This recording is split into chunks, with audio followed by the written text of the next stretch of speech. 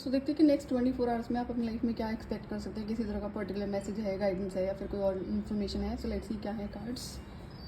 5 of stones, wheel of Fortune, S of spirals, goddess of the moon, angel of strength and broken heart. Okay, so next 24 hours में आपकी healing होती हुई नजर आ रही है। अगर किसी चीज़ को लेकर आप परेशान थे, दुखी थे और किसी भी रीज़न की वजह से किसी ने आपका दिल दुखाया है, that can be in love relationship also, तो उस एनर्जी से बाहर निकलते हुए आप नज़र आ रहे हैं। एंड ये अचानक से नहीं हो रहा है, बहुत टाइम से आप इस चीज़ से गो थ्रू कर रहे होंगे और आप सोच रहे थे कि इसके लिए मैं क्या करूँ।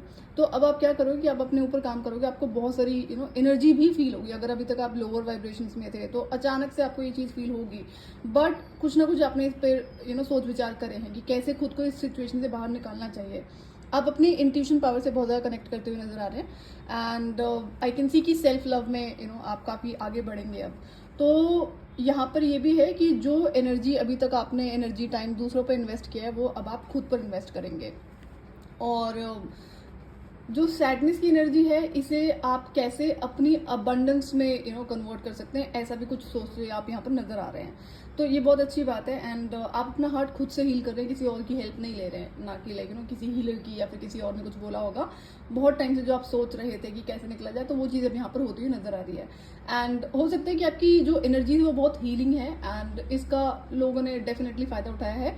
सो बाउंड्रीज का होना बहुत ज़रूरी है। आप एक अबंडेंट ऑलरेडी हैं, अगर फाइनेंशियली नहीं भी है तो यहाँ पर आई कैन सी कि एनर्जी वाइज आप बहुत अबंडेंट हैं, लोग आपसे बहुत अट्रैक्ट होते होंगे।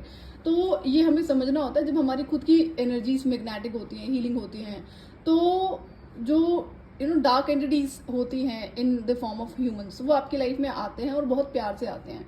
जिस दिन वो डैमेज कर लेंगे, आपको इमोशनली हर्ट कर लेंगे, वो उस दिन चले जाएंगे।